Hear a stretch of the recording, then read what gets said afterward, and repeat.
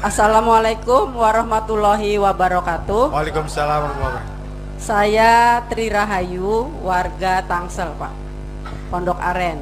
Jadi saya tertarik untuk hadir di sini karena saya merasakan kegelisahan dalam diri saya, Pak. Mungkin juga semua emak-emak merasakan seperti saya. Kenapa? Tadi seperti sudah disampaikan bahwa tenaga kerja Cina asing banjir di sini. Dan itu mereka bilang hoax. Padahal teman saya di mana-mana di daerah-daerah dibilang itu benar adanya. Dan hari ini dibuktikan oleh Prof. Rocky Gerung bahwa memang Indonesia sudah dijajah oleh Cina, terutama tenaga kerja. Yang saya pikirkan, Pak Rocky, bagaimana nasib anak cucu kita ke depan. Itu yang pertama. Yang kedua, masalah ekonomi. Saya merasakan bahwa sekarang pemerintah sekarang ini merampok rakyat. Kenapa saya bilang begitu? BPJS naik hampir 100%. Sekarang semua emak-emak berpikir untuk menurunkan BPJS karena pelayanannya tidak maksimal. Sementara gaji dirutnya kita tahu sangat-sangat fantastis. Apa ini bukan yang tadi Bapak bilang negara ini sudah mempunyai 2 tugas tetapi semuanya dilanggar. Kalau melihat seperti ini, apa enggak mari kita bersama-sama bagaimana caranya untuk mengganti presiden secepatnya. Karena aneh, Bung Rocky, kesehatan itu kan tugas negara. Sekarang dia minta dari rakyat, dan itu tidak ada yang kenaikan sampai setinggi ini. Kami sangat merasakan banget, terutama ibu-ibu ya Pak ya. Apalagi saya juga sudah pensiun dan sakit-sakit itu sudah ini, pelayanan tidak maksimal sama sekali. Jadi saya sangat kecewa betul dan sangat khawatir bagaimana nasib anak cucu saya ke depan dengan adanya akidah kami, khususnya Islam yang mayoritas tapi dianggap kecil dan selalu ditindas terus. Itu saja mungkin. Terima kasih. Wassalamualaikum warahmatullahi wabarakatuh. Baik, ya langsung aja Bu Rocky. Oke, terima kasih. Saya coba terangkan agak lengkap ya, karena 2 problem terakhir itu sangat krusial bagi kita. Pertama soal Cina itu. Hal penting yang mesti kita pegang, kita tidak mengumbar kebencian pada manusia, tapi pada kebijakan negara tuh. Itu mesti clear dulu tuh, karena ya ada yang hidup mewah, tapi rakyat Cina itu yang miskin itu juga banyak banget, bahkan di kota Beijing. Beberapa bulan lalu saya ada di Beijing setelah seminar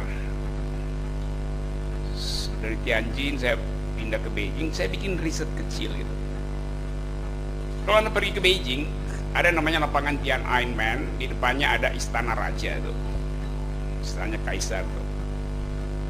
Di seberang kali dari istana kaisar ada perkampungan. Perkampungan itu dibagi 2, sebelah kiri jalan, sebelah kanan jalan.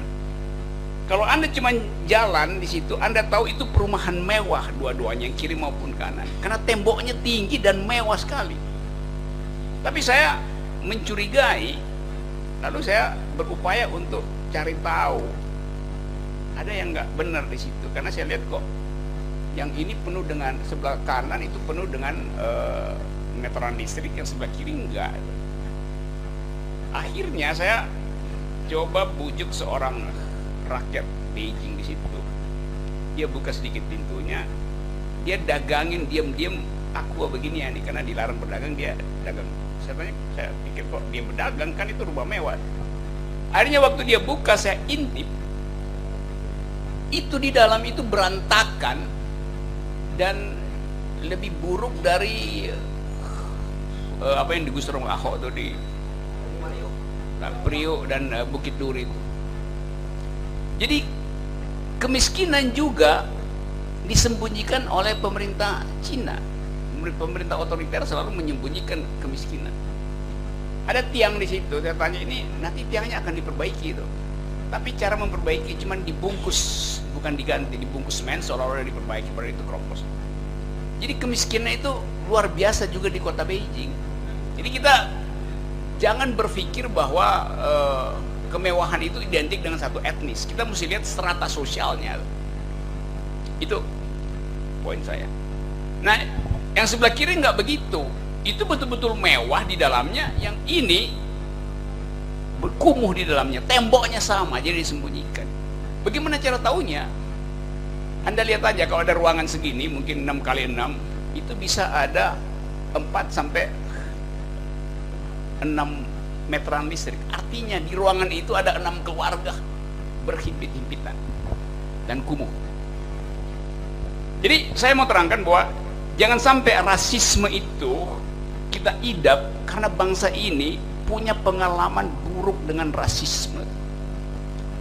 Kita tidak mengkritik orang kaya, kita mengkritik kebijakan negara yang menyebabkan terjadinya perbedaan kaya miskin yang tajam. Jadi terhadap kebijakan negara itu yang kita kritik, supaya kita ada semacam keadilan bahwa disparitas sosial itu terjadi karena kebijakan publik. Sama seperti soal BPJS tuh. Saya sebagai warga negara, saya bayar iuran atau tidak, saya berhak untuk dirawat oleh negara, karena itu memang tugas negara. Mau agamanya A, etnisnya B, segala macam, negara wajib. Saya barusan salah satu tetangga saya di tempat saya tinggal di desa sana, di kebon itu,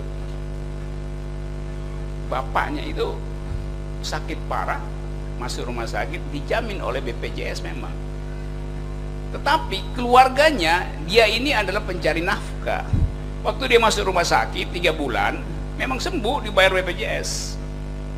Tapi waktu dia pulang rumah, istrinya berutang pada tetangga, pada warung. Maka dia pusing lagi tuh. Karena tadi BPJS tidak direncanakan sebagai social policy, tapi sekedar public policy. Kebijakan publik, bukan kebijakan sosial. Harusnya kalau seseorang dirawat di rumah sakit sebagai pencari nafkah, keluarganya dijamin negara. Itu namanya kebijakan sosial. Ini cuma sekedar kebijakan publik. Kan itu filosofi dari sila kelima Pancasila. Buat apa saya sebagai pencari kerja misalnya masuk rumah sakit dijamin BPJS, begitu pulang rumah saya mesti mikirin utang yang dibuat oleh keluarga saya. Karena selama saya di rumah sakit, keluarga saya tidak dijamin oleh negara. Itu yang mesti kita maksimalkan pikiran itu.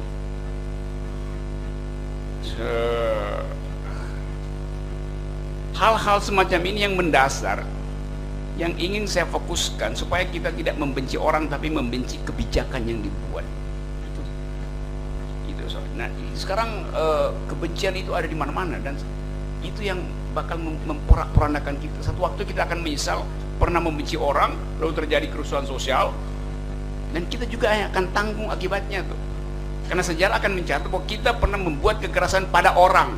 Seharusnya kita mencegah itu dengan memperbaiki kebijakan. Karena itu kita kasih kritik kepada pemerintah bahwa hak kita untuk memperoleh keadilan jangan dibagikan pada mereka yang secara terstruktur diarahkan untuk menguasai ekonomi Indonesia. Itu poinnya kan. Jadi kita uji di situ konsistensi kita dalam bernegara.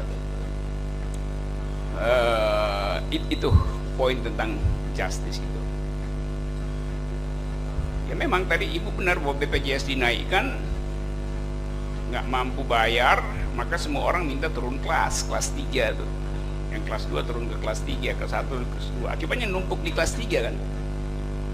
Jadi obat yang tadinya bisa dimakan 3 kali sehari, karena pasien turun di kelas 3, akibatnya satu pasien harus bagi 3 tuh obatnya tuh. Kapan sembuhnya tuh? Dan pemerintah berutang. Saya dengar juga Rumah Sakit Muhammadiyah punya tagihan pada pemerintah sampai 1,5 triliun dan pemerintah nggak bisa bayar. Lalu ada soal asuransi Jiwasraya yang pemerintah minta supaya dalam berapa tahun, 11 bulan atau bahkan 17 bulan ke depan baru bisa dibayar. Padahal itu adalah hak dari pemegang polis itu. Lalu ada asuransi Asabri juga yang bermasalah, dan itu pensiunan dari prajurit-prajurit TNI yang dananya diputar, akhirnya bodong, putaran uangnya nggak bisa diambil.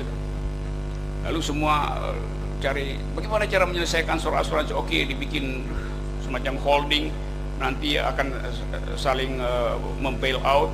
Taspen akan dipakai untuk bail out Jiwasraya. Taspen itu tabungan pensiunan, ngapain diambil buat pakai Jiwasraya? Itu sama dengan dana haji segala macam dipakai buat itu. Jadi negara ini memang nggak punya, bukan negara, kepala negara nggak mampu melihat hubungan buruk di antara lembaga-lembaga itu, karena nggak punya kapasitas berpikir.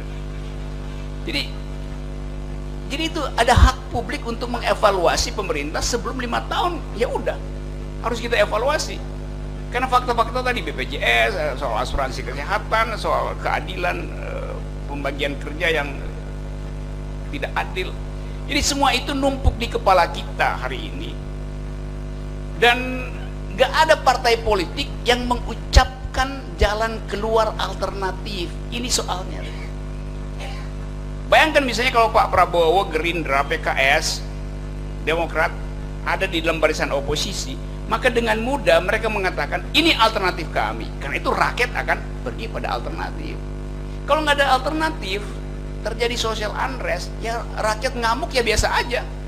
Salah sendiri kenapa nggak ada oposisi itu, atau kenapa Jokowi tidak memikirkan ini sehingga dia nggak perlu rakus untuk ngerangkul semua partai itu. Kan itu juga soal otak kekuasaan kan.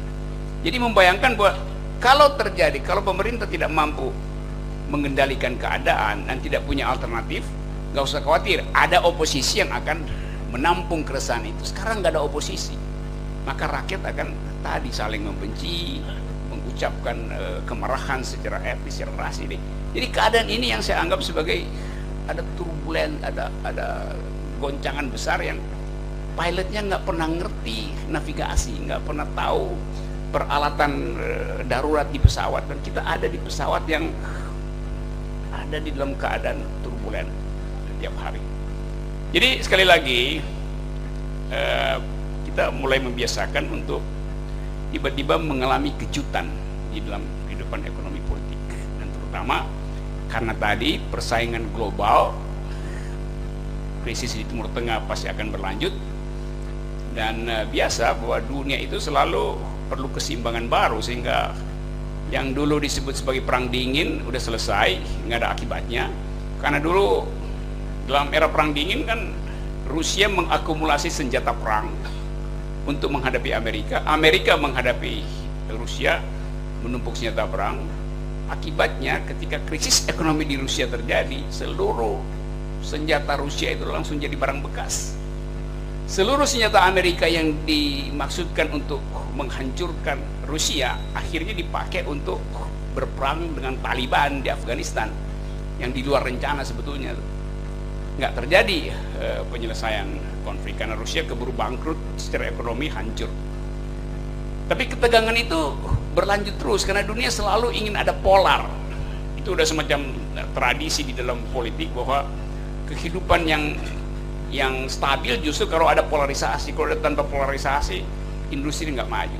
Nah sekarang Amerika ada di tangan Partai Republik yang punya ideologi, kalau terjadi krisis ekonomi sebaiknya aktifkan industri perang supaya ekonomi bergerak melalui perang. Jadi perang itu adalah alat untuk mendinamisir ekonomi. Di dalam pandangan Partai Republik Amerika selalu begitu tuh. Perang adalah cara untuk menghidupkan ekonomi itu. Cina tentu bersiap-siap karena dia punya semacam tadi akar historis di belakang yang ingin jadi superpower. Tetapi krisis ekonomi di Cina itu tidak memungkinkan dalam analisa saya untuk dia berani menantang Amerika dari segi kapasitas ekonomi untuk mendukung perang tuh.